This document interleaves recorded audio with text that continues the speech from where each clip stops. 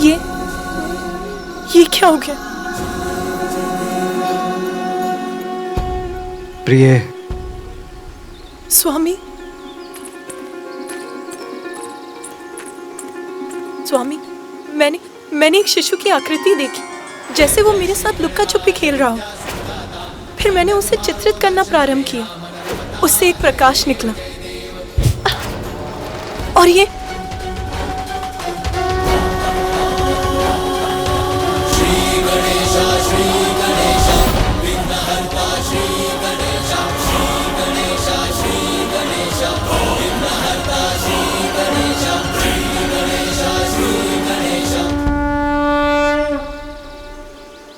प्रिय, प्रकाश जीवन का ही तो प्रतीक है। वो प्रकाश जो आपके चित्र से निकला, वो आपकी इच्छाओं का ही साकार रूप था, जो आपको अपनी एक छोटी सी झलक दिखला गया। जैसे आप उसे पाना चाहती हैं, वैसे ही वो भी आपके पास आने के लिए व्याकुल है। आपको स्मरण है ना, मैंने आपको एक और पुत्र का वरदान दिया था। जब तक पुत्र कार्तिकेय अपने कर्तव्य को निभाकर लौट नहीं आता, आपको एक और पुत्र का सुख प्राप्त होगा। आपकी कामना ने आकार लेकर आपको अपना आभास कराया है। ओम नमस्ते गणपते त्वमेव प्रत्यक्षं तत्त्वमसि त्वमेव केवलं कर्तासि त्वमेव केवलं धर्तासि त्वमेव सर्वं कल्पितं ब्रह्मासि। संसार में कुछ भी बिना कारण नहीं होता। चिंता त्यागिए। आपकी ये बिगड़ी हुई कृति भी निकट भविष्य में आपकी इच्छा पूर्ति का ही शुभ संकेत है। ओम गजाननाय नमः। ओम लंबोदराय नमः। स्वामी, मेरी इच्छा पूर्ण होगी? ये कैसे संभव है? देवताओं को दिए आपके वचन का क्या होगा? हमें आश्वस्त कीजिए हे दयानिधान कि आपके और माता पार्वती के संयोग से कभी भी कोई भी संतान जन्म नहीं लेगी। हमें कैसे प्राप्त होगा हमारा पुत्र? उमा, आशा ही जीवन की निराशाओं को दूर कर भविष्य की शुभ संभावनाओं के द्वार खोल देती है। जिस प्रकार हमें कार्तिकेय प्राप्त हुआ, वैसे ही दूसरा पुत्र भी होगा।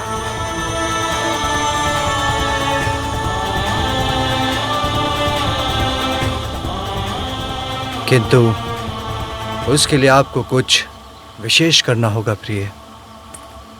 क्या करना होगा स्वामी? देवताओं को दिए आपके वचन से कैसे मुक्ति मिलेगी? पुण्यक व्रत।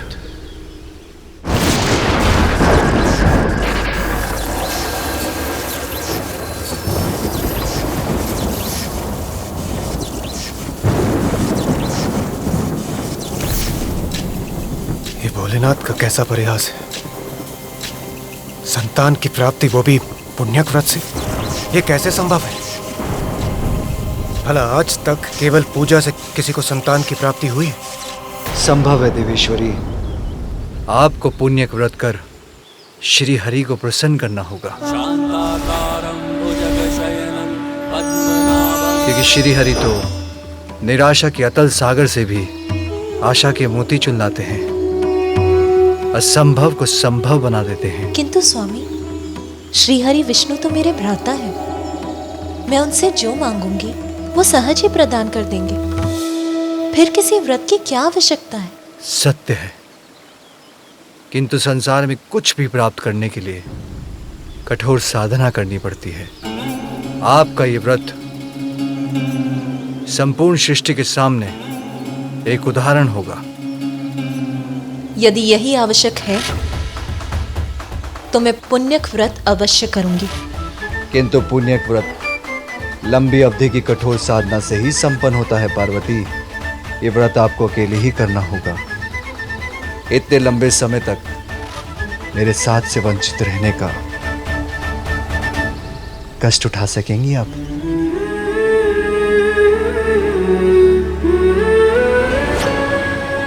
माँ,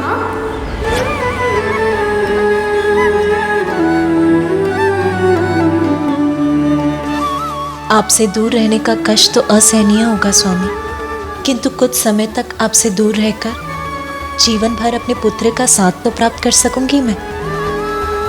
यदि पुण्य व्रत के लिए ये आवश्यक है तो ये भी सहूंगी मैं। नारायण नारायण इंद्रदेव, नारायण नारायण।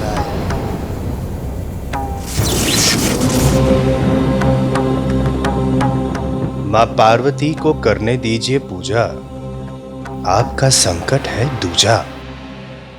शिव शंकर का वचन कभी असत्य हुआ है? मैं भी उन्हीं के दिए वचन के विषय में सोच रहा था देव ऋषि। भला भोलेनाथ का दिया वचन असत्य कैसे हो सकता है? किंतु माता पार्वती का भ्रम इससे अवश्य टूटेगा। नारायण नारायण इंद्रदेव, नारायण नारायण इंद्रदेव। उधर देखिए इंद्रदेव, जो वरदान मांगने जा रहा है अपने तप को बनाकर सफल, महासंकट खड़ा हो जाएगा देवताओं के लिए यदि मिल गया उसे वरदान का फल। नारायण नारायण।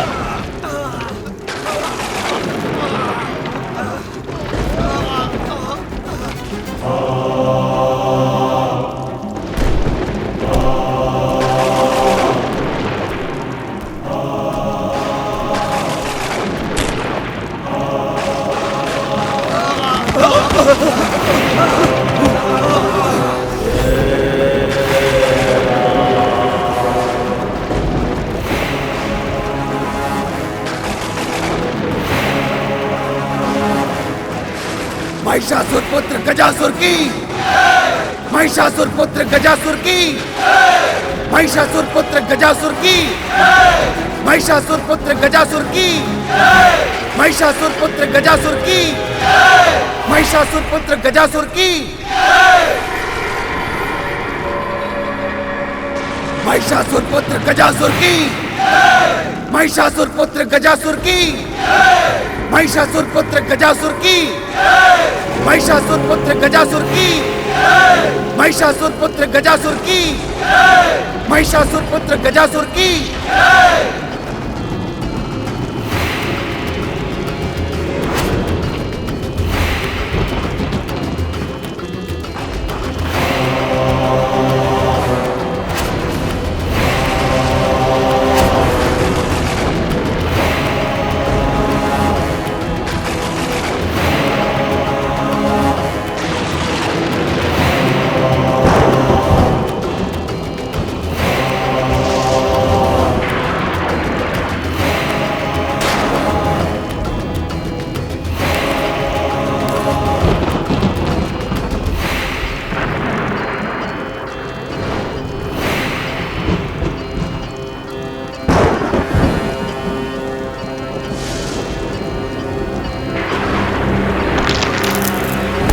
महिषासुर पुत्र गजासुर की, महिषासुर पुत्र गजासुर की।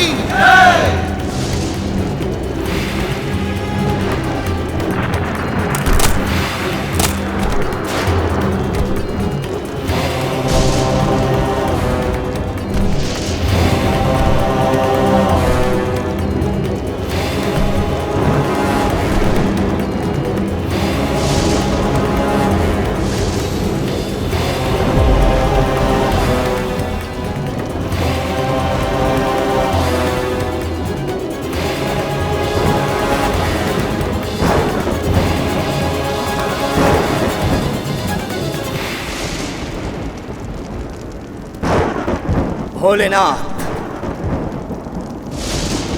ये प्रारंभ है मेरे तप का। मैं आपको प्रसन्न करूंगा, आपका कृपा पात्र बनूंगा। देवता भी मुझे त्रिलोक विजेता बनने से न रोक सके। ऐसा वरदान देने के लिए आपको बाध्य कर दूंगा प्रभु।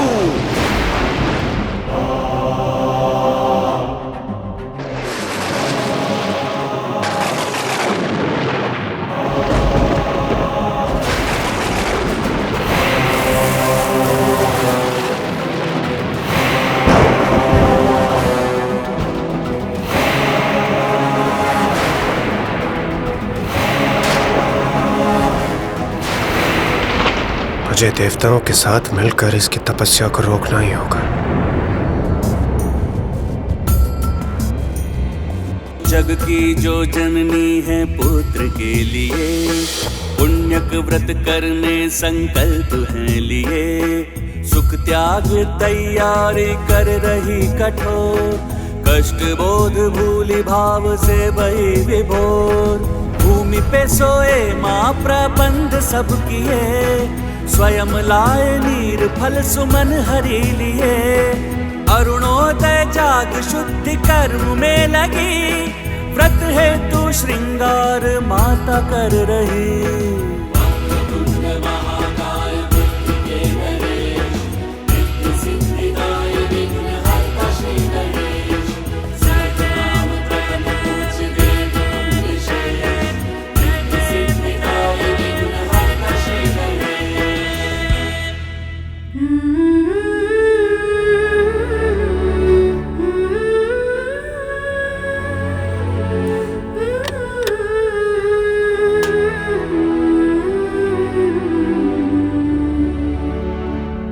सखी पार्वती, सनत कुमार पधार चुके हैं।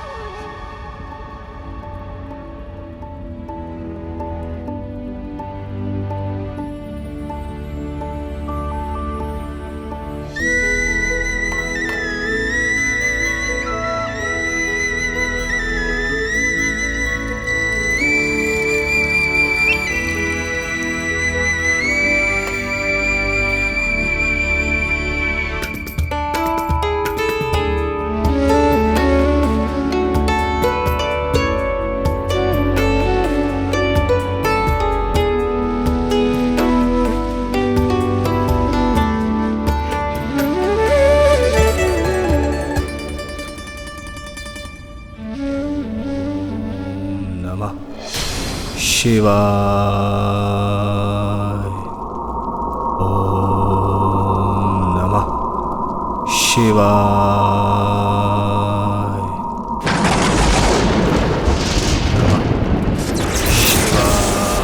गजासुर का तप प्रबल होता जा रहा है। इस प्रकार तो ये महादेव का वरदान प्राप्त कर हमारे लिए महान संकट का रूप ले लेगा।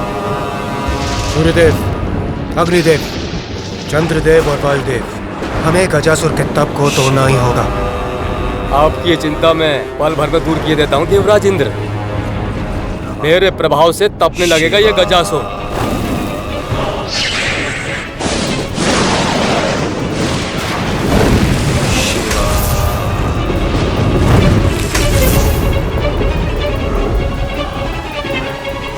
ओम नमः शिवाय। अग्निदेव विफल हुए, किंतु मेरा तेज कभी विफल नहीं होता। मेरे तेज के समक्ष सुरक्षित नहीं रह पाएगा गजासुर।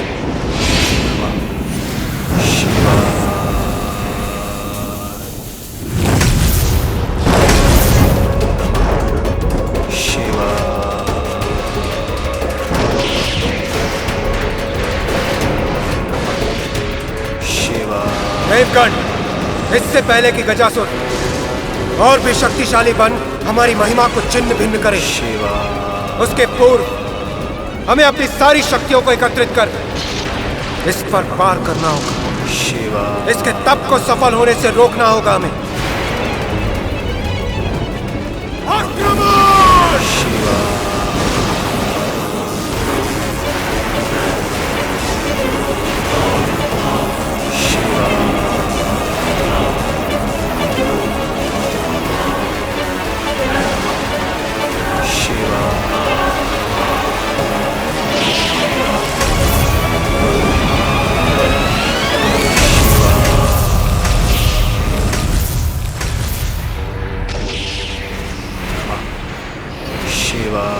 ये कैसे संभव है? देवता होकर भी हम उस गजासुर को उसके तप से डिगा नहीं पाए।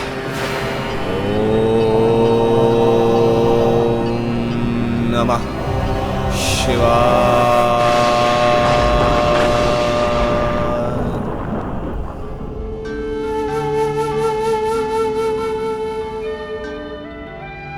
देवी पार्वती, विधिवत रूप से व्रत का आरंभ करने के पश्चात यदि उसमें किसी प्रकार का विघ्न उत्पन्न होगा तो अनर्थ होगा। आप आश्वस्त रहे ऋषिवर, मैं अभी निर्विघ्न व्रत संपन्न करने का उपाय किए देती हूँ। कैलाश के रक्षक, महादेव के वाहन, सौम्य और बलवान, आइए नंदी।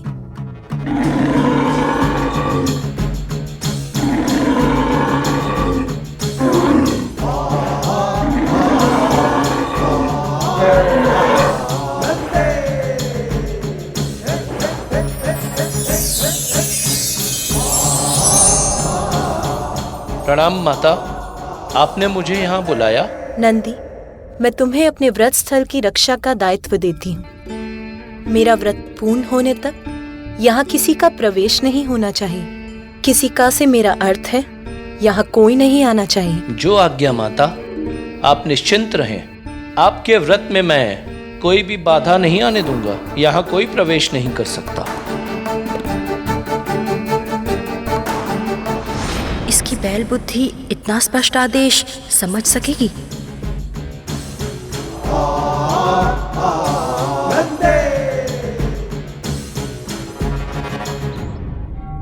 माता पार्वती, सूर्य देवता उदित हो चुके हैं। दिवस का प्रारंभ हो चुका है। आपके व्रत के आरंभ का शुभ मुहूर्त समीप है। हमें पूजा के लिए अपना स्थान ग्रहण करना चाहिए।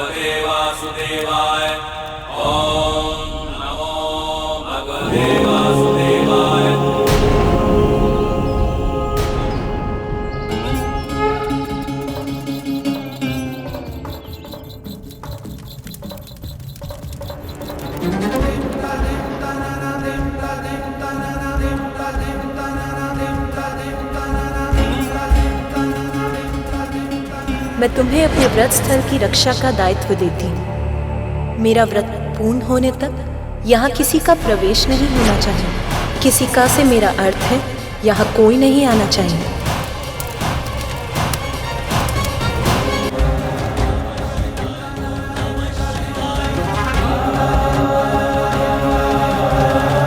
मेरा व्रत पूर्ण होने तक यहाँ किसी का प्रवेश नहीं होना चाहिए।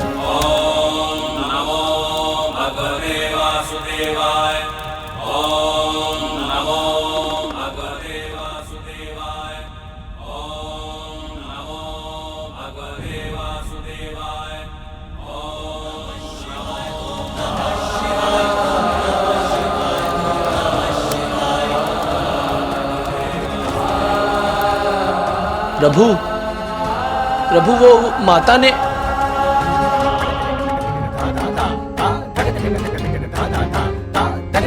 प्रभु तो रुके ही नहीं। अब माता के पुण्यक व्रत का क्या होगा?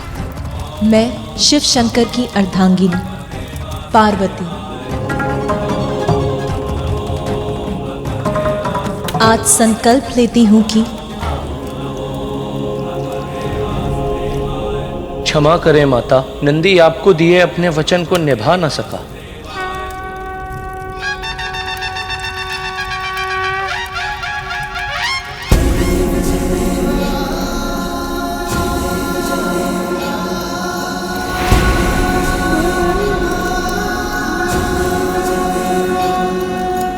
प्रिय,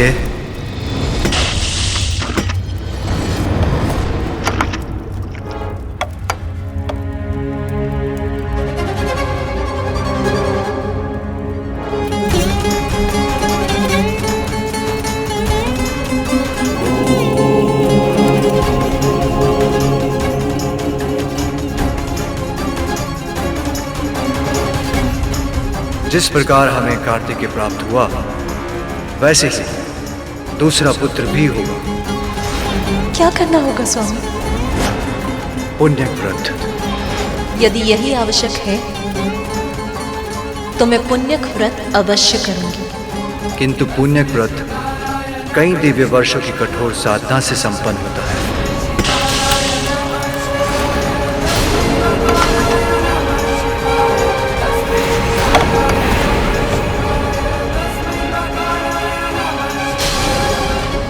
ये तो अनर्थ हो गया, भंग हो गया आपका व्रत। आप तो संकल्प मात्र भी पूर्ण नहीं कर सकी, तो लंबी अवधि का व्रत कैसे पूर्ण करेंगी देवी पार्वती?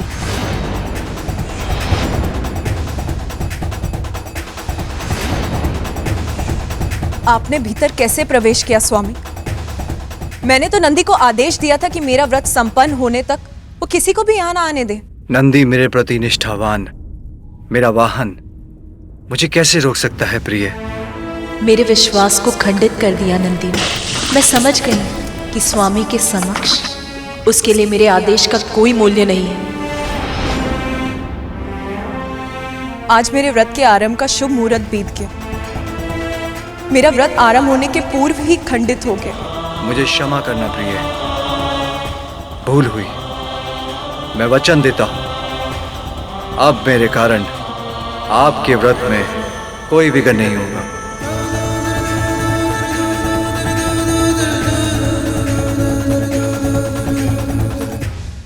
आरंभ में ही व्रत का खंडित होना, क्या ये इस बात का संकेत है कि मेरे दूसरे पुत्र पाने की कामना कभी पूर्ण नहीं होगी?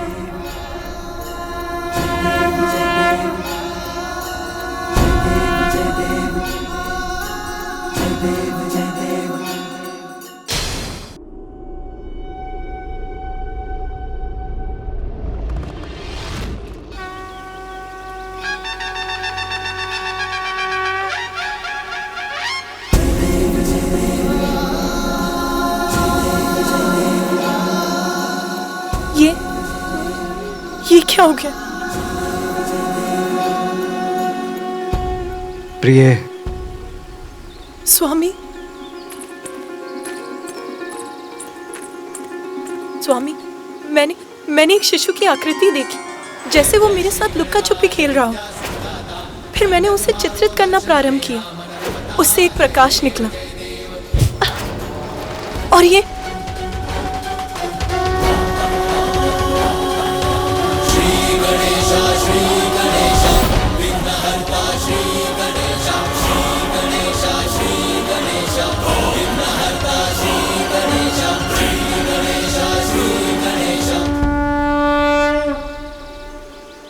प्रिय, प्रकाश जीवन का ही तो प्रतीक है। वो प्रकाश जो आपके चित्र से निकला, वो आपकी इच्छाओं का ही साकार रूप था, जो आपको अपनी एक छोटी सी झलक दिखला गया। जैसे आप उसे पाना चाहती हैं, वैसे ही वो भी आपके पास आने के लिए व्याकुल है। आपको स्मरण है ना, मैंने आपको एक और पुत्र का वरदान दिया था। जब तक पुत्र कार्तिकेय अपने कर्तव्य को निभाकर लौट नहीं आता, आपको एक और पुत्र का सुख प्राप्त होगा। आपकी कामना ने आकार लेकर आपको अपना आभास कराया है। ओम नमस्ते गणपते, त्वमेव प्रत्यक्षं तत्त्वमसि, त्वमेव केवलं कर्तासि, त्वमेव केवलं धर्तासि, त्वमेव सर्वं